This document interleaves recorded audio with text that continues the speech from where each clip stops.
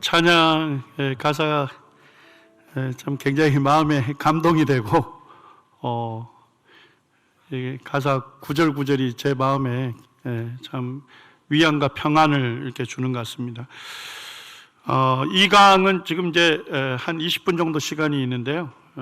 다음 세대가 직면하고 있는 그 영적인 위기를 좀 살펴보고요. 그 다음에 이제 남원 서문교회에서 이와 같은 어려움들을 어떻게 극복해 가고 있는지 실제적인 사역에 대한 보고를 이렇게 해드리겠습니다.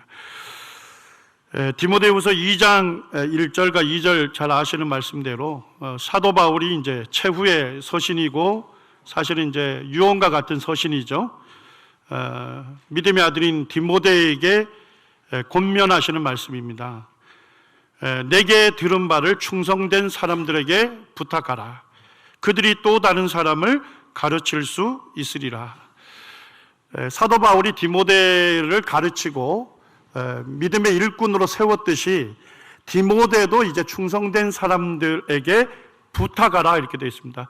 이 부탁하라는 말은 위임하다, 건네주다 하는 그런 의미를 갖고 있습니다. 그래서 다음 세대에게 믿음을 전수하는 것, 이것은 바로 주님의 명령이다 하는 것을 알 수가 있습니다. 지금 이제 교회학교 학생 수가 급격하게 감소하고 있다는 건 다 아시죠? 또 교파의 연구입니다만 최대 교파인 예장통합의 12,000개 지역교회 중에서 주일학교가 없는 교회가 어느 정도입니까? 절반입니다. 학생회가 없는 교회가 절반입니다. 최근 연구에도 보게 되면 최근 한 10년 정도 중고등학교 학생 수는 0.5%가 줄었어요. 전체 학생 수는. 그렇지만 교회의 중고등부 학생 수는 몇 퍼센트가 줄었습니까? 12.3%가 줄은 거예요. 학생 전체 수는 0.5% 감소했지만 교회의 학생 수는 12.3%가 감소하고 있다는 것입니다. CBS 연구에서도 보면 1995년일 때 그때 10대에서 24세까지 연령이죠. 10년 뒤에 재조사를 했습니다. 그게 보니까 60만 명의 기독교 인구가 감소했어요. 그러니까 전체 기독교인 감소율에 비해 4배 속도로 지금 청소년들과 젊은 세대가 교회를 떠나고 있는 것입니다. 다음 세대 교육의 그 문제점으로 크게 4가지를 보는데요. 준비된 교사가 부족하다. 그러니까 교회학교 교사지만 변화하는 세대에 대한 이해가 부족하다는 것입니다. 그리고 교회학교 교사들이 많은 경우 청년들이 교사로 섬기고 있죠. 물론 이게 잘못된 건 아니지만 청년 때는 사실 인턴십 과정인데 그런 교사들이 충분하게 교사로서 훈련이 되지 않아서 이거 어려움이 된다는 겁니다. 교육 자료와 교육 시설 등이 여건이 낙후되어 있다는 거예요. 지금 이제 공교육에서는 어떻습니까? 전부 인터넷 환경으로 시청각 자료를 통해서 전부 교육이 진행이 되거든요. 그렇지만은 교회학교 교육에서는 이런 것들이 여건이 낙후되어 있는 걸 볼 수 있습니다. 그 다음에 이제 다음 세대에 대한 그 교회의 무관심이나 방치가 문제가 됩니다. 특별히 이제 재정과 인력을 투자하는데 부족하다는 겁니다. 예를 들면 전체 이제 성경을 가르치는 세대별 교사를 세울 때 성경을 잘 말씀을 잘 이렇게 분별하고 규모 있게 가르칠 수 있는 성경교사들은 대부분 어른들 성경 공부에 집중하고 주일학교라든지 학생회 이런 데 교사들은 그렇지 못한 경우가 굉장히 많죠. 그래서 교회적 관점에서 사실은 인력을 배치하는 것이 굉장히 중요한 것이죠. 다음 세대에 어려움이 있다는 것은 대부분 인식하고 있습니다만 적절한 대안이 부재하다는 것입니다. 지금 우리 자녀 세대들의 그 문화적인 상황이 어떻습니까? 20대 같은 경우는 실업에 대한 그런 어려움이 있죠. 고용 불안이 있고 또 청소년들 같은 경우는 갖가지 그런 인격적인 어려움에 지금 직면하고 있습니다. 뭐 스마트폰 게임 중독 이런 건 뭐 우리가 사실은 어른들까지도 지금 여기에 중독되어 있는 경우가 많고 또 음란물 접속 이런 것들이 매우 자유로운 환경 가운데 있습니다. 초등학생들은 인터넷 융합 환경에서 교육하고 있어요. 대부분 지금 디지털 교과서를 또 시범으로 쓰고도 있습니다. 영적인 상황은 어떻습니까? 인터넷상에 반기독교적인 문화나 정보가 난립하고 있습니다. 그리고 미디어의 극단적인 세속화는 잘 아시죠? 동성애 같은 것이 이제는 텔레비전에서 굉장히 미화시키는 것으로 등장하고 있습니다. 차별금지법이 지금 문제가 되고 있죠. 또 입시 경쟁으로 인한 신앙교육 부재가 사실 큰 문제가 되고 있습니다.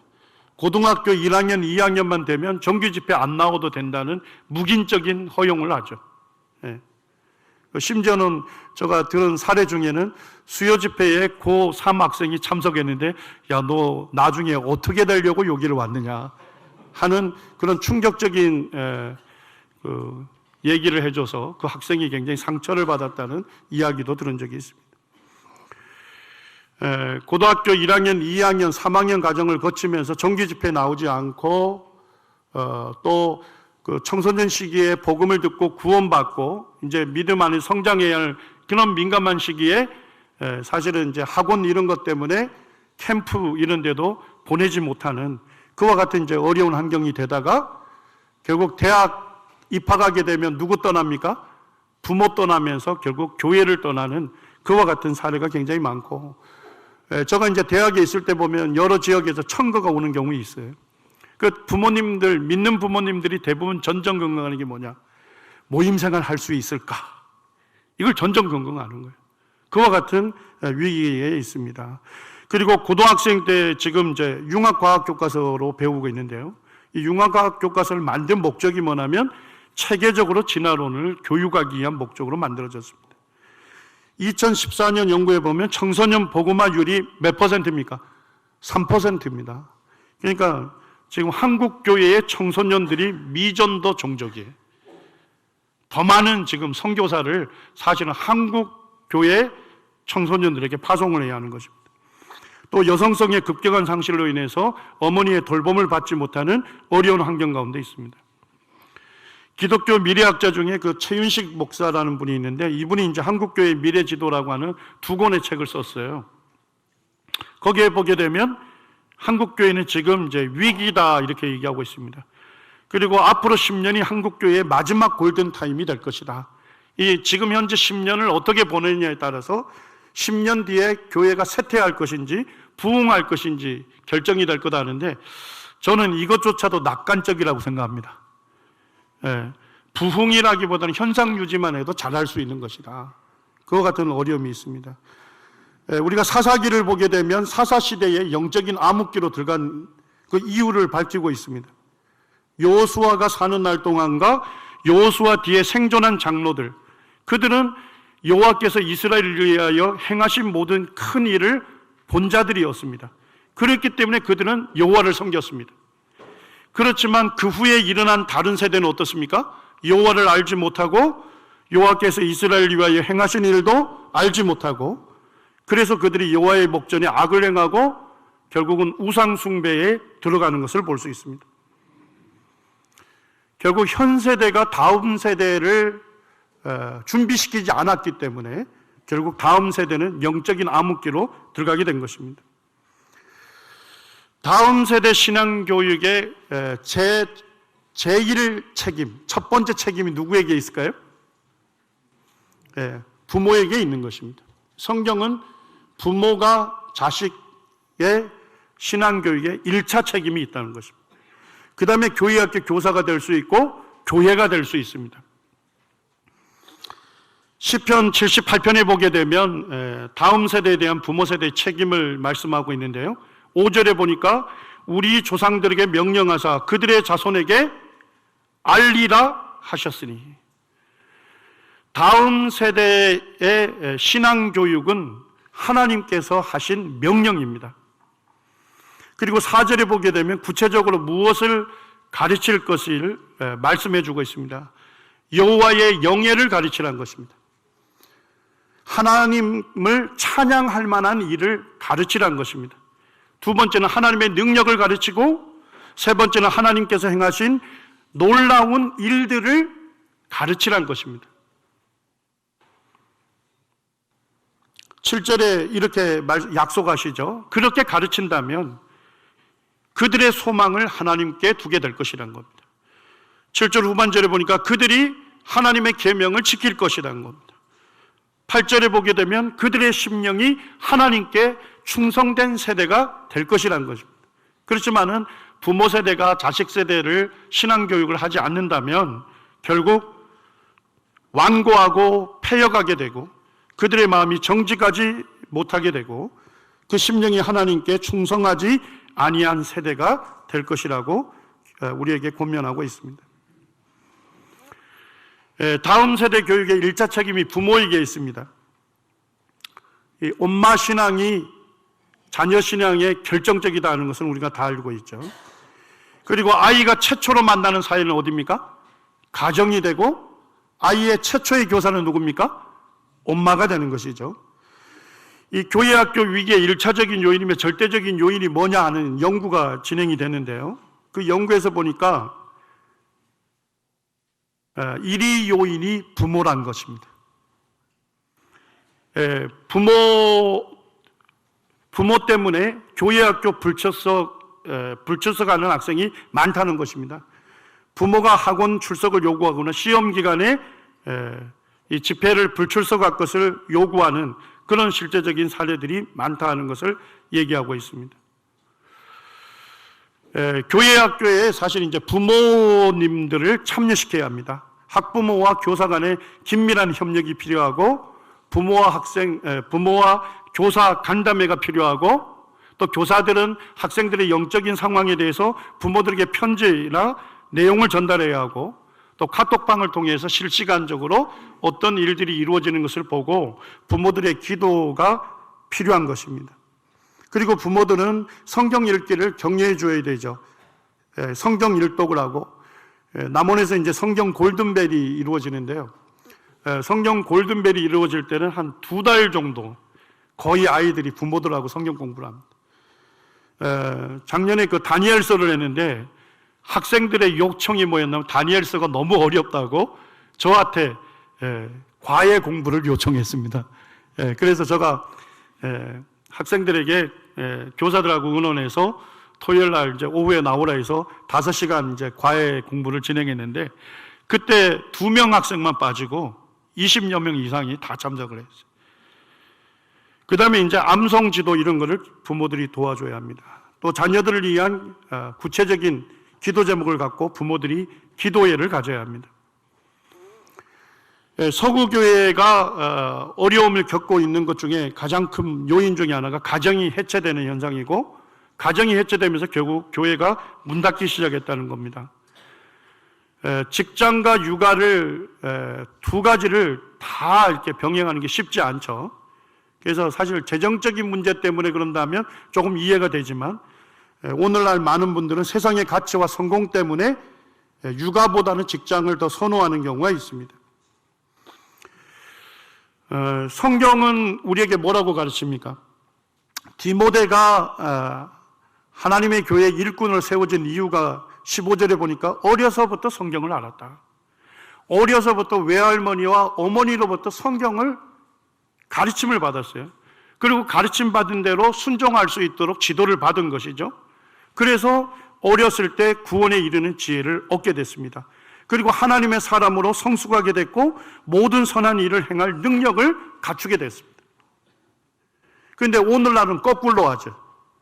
어떡합니까? 아이가 어릴 때 자유롭게 결정하고 자유롭게 살도록 놔둡니다.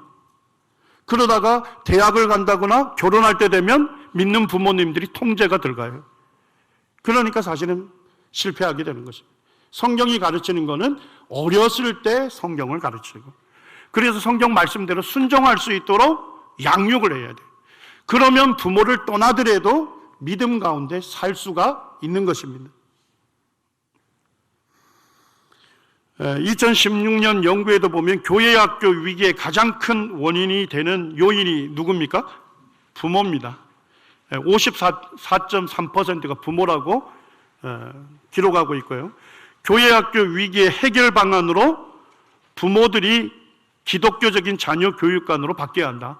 성경적인 가치관을 부모들이 회복을 해야만 교회 학교 다음 세대 양육이 되어질 수 있다고 얘기하고 있습니다. 제가 이제 그 남원 서문교회 한 대학 1학년 자매 휴대폰 그 초기 화면을 제가 지금 실은 거예요. 우리 초기 화면에 보면 뭐 가족 사진 이런 게 올라와 있잖아요. 그런데 이 딸은 아빠가 보내준 그 카톡을 그대로 캡처해가지고 휴대폰 초기 화면으로 만들어 놓은 거예요. 아빠가 이런 얘기합니다. 하나님은 그가 기뻐하시는 자에게는 지혜와 지식과 희락을 주시나니. 그런데 27절에선 하나님이 기뻐하시는 자가 곧 하나님을 기뻐하는 자라고 말씀하신다. 과제가 많을 때, 힘들 때 딸 하나님을 기쁘시게 섬겨라. 그리고 공부 시작할 때 하나님께 기도드려라. 하나님 제게 지혜와 지식을 주십시오. 이 모든 것을 기쁨과 즐거움으로 할 수 있도록 도와주십시오. 그러면서 아빠가 또 달았네요. 아빠는 널 위해 기도한단다. 딸 사랑한다. 힘내라. 화이팅.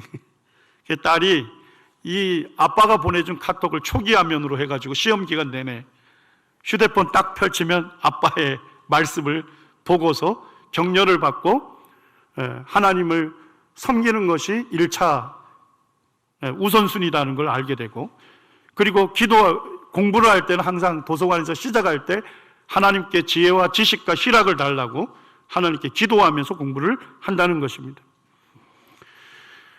우리가 교회학교는 기존에는 교회학교 중심으로 또는 교사 중심으로 진행이 됐는데 이제는 부모 중심, 가정 중심으로 전환이 필요합니다.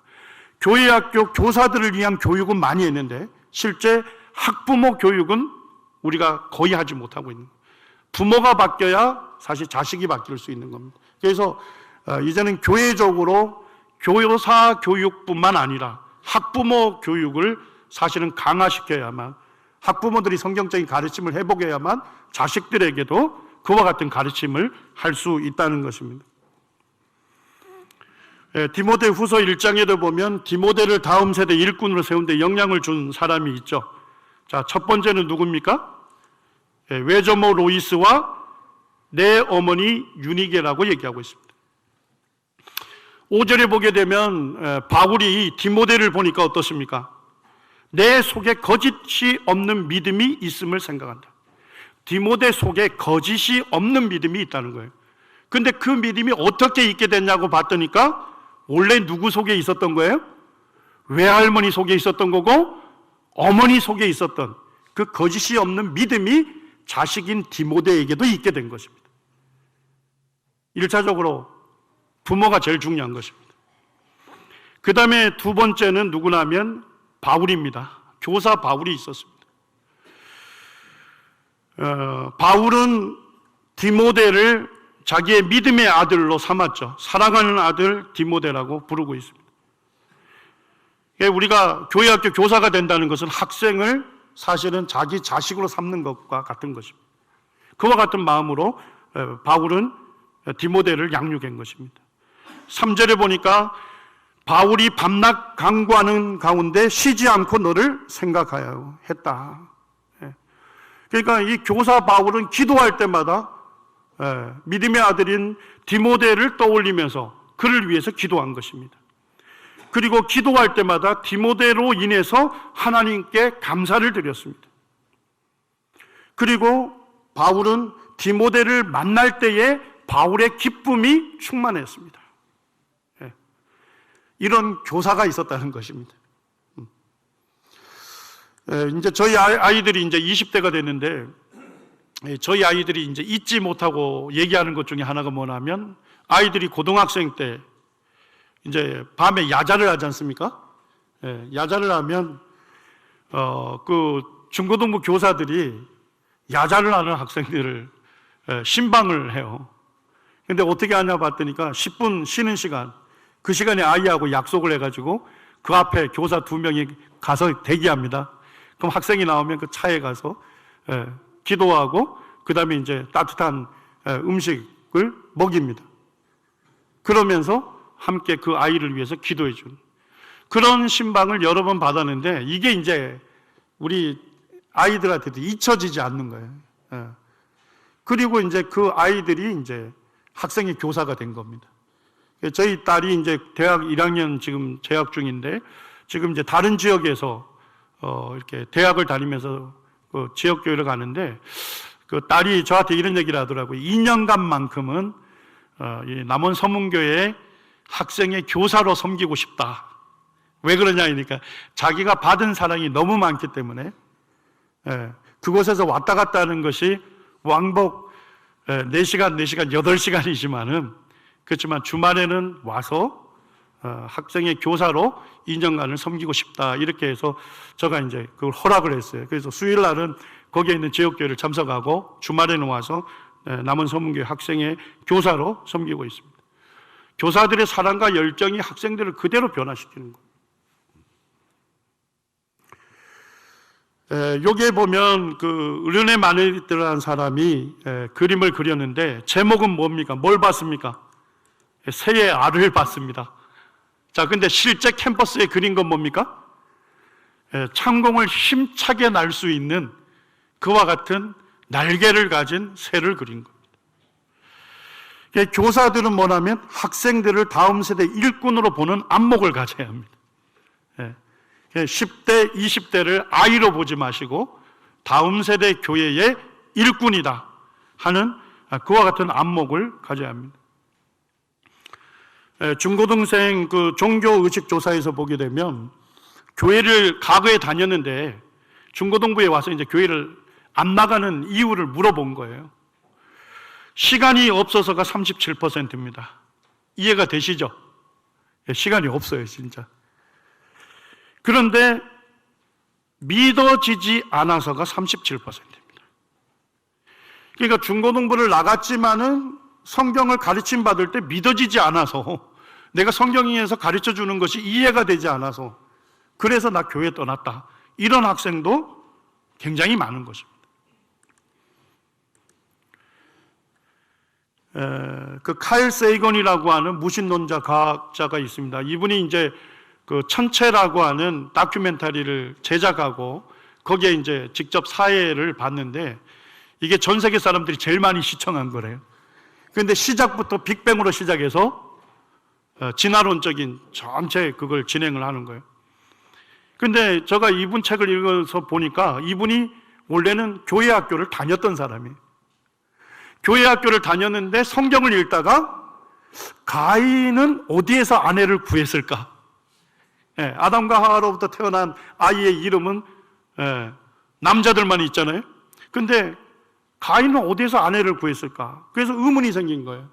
그래서 교회 학교 교사한테 질문을 한 겁니다. 자, 그런데 어떤 반응이었을까요? 믿음이 없는 아이로 취급받았다는 것입니다. 그 다음에 두 번째는 자기 질문에 대한 어떠한 대답도 받지 못했다는 것입니다. 그래서 결국 이 칼 세이건이 그런 생각을 했다는 것입니다. 성경에 의문이 있지만은 결국 성경은 내 의문에 대해서 답할 수 없다. 그러면서 결국 교회를 떠나가게 됐다는 것입니다. 그렇지만 성경에서는 우리에게 분명하게 말씀하고 있죠. 아담이 셋을 낳은 후 800년을 지나며 뭘 낳았습니까?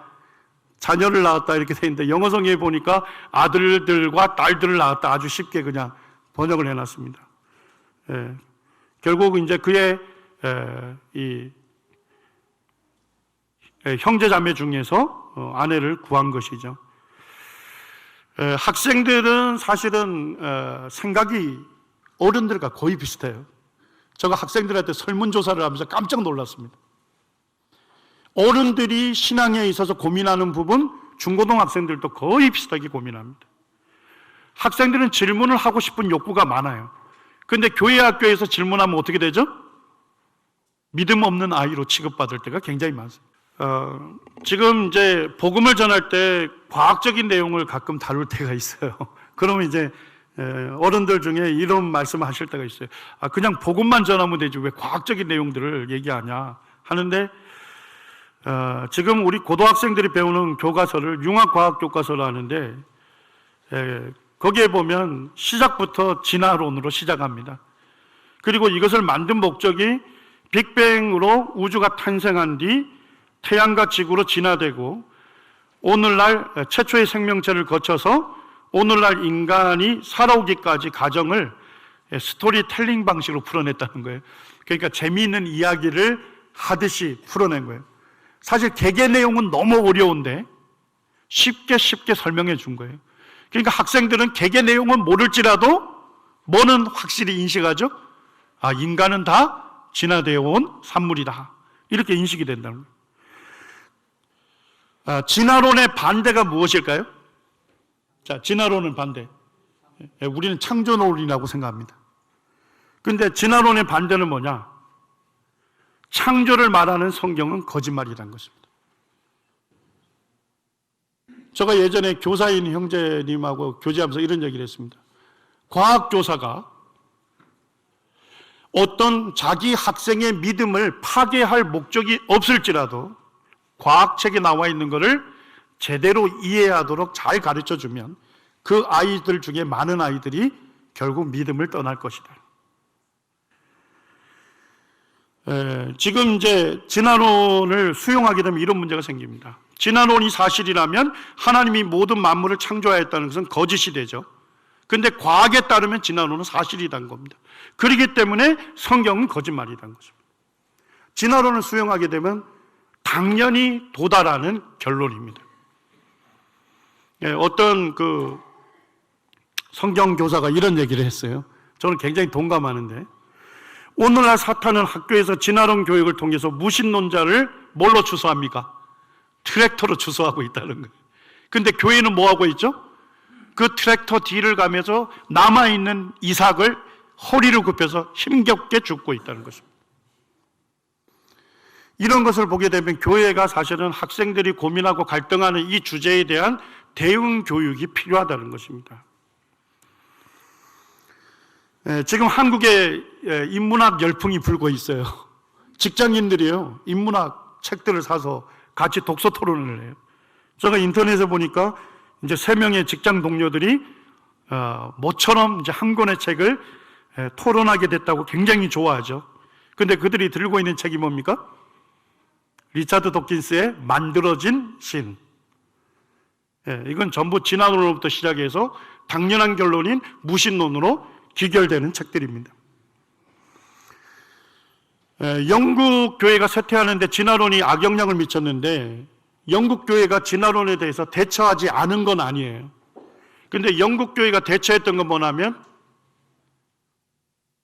진화론은 과학적인 이론인데 도덕적으로 대처한 거예요.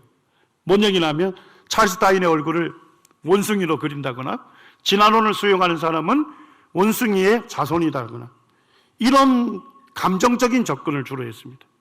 근데 진화론은 뭡니까? 과학이론이죠.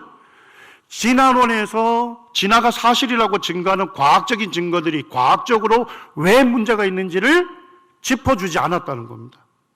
그렇기 때문에 결국은 교회로부터는 창조를 배웠지만 학교로부터는 진화론을 습득하면서 결국은 과학적으로 볼 때는 진화가 맞다, 이렇게 무신론 사상을 갖게 됐다는 겁니다.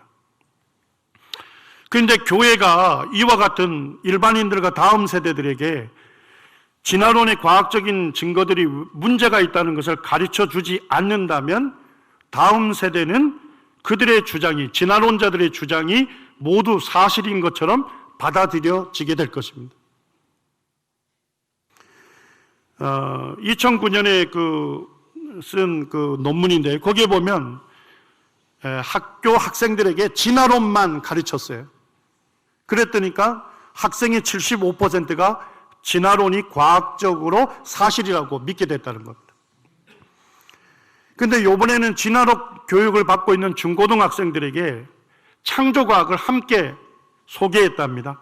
그랬더니까 그 학생들 중에 60%가 하나님께서 세상을 창조했다는 것을 믿을 수 있었다는 겁니다.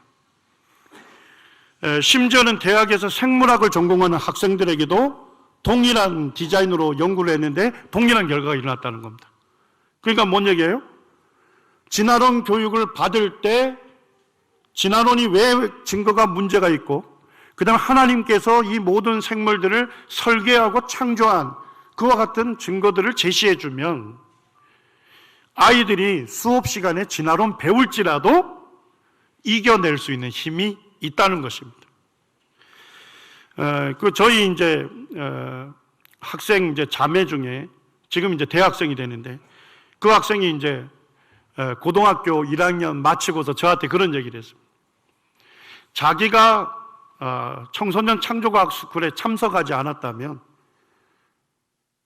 나도 고등학교 1학년 공부할 때 진화론 때문에 굉장한 그와 같은 위협을 받았을 거다. 굉장히 힘들고 갈등했을 것이다.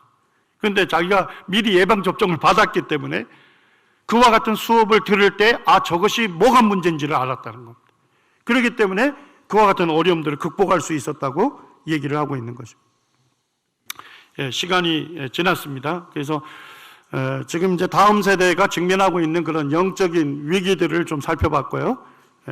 점심 식사 후에 남원 서문교회에서 다음 세대들을 위해서 어떻게 사역하고 준비하고 있는지에 대해서 실질적인 보고를 해드리겠습니다.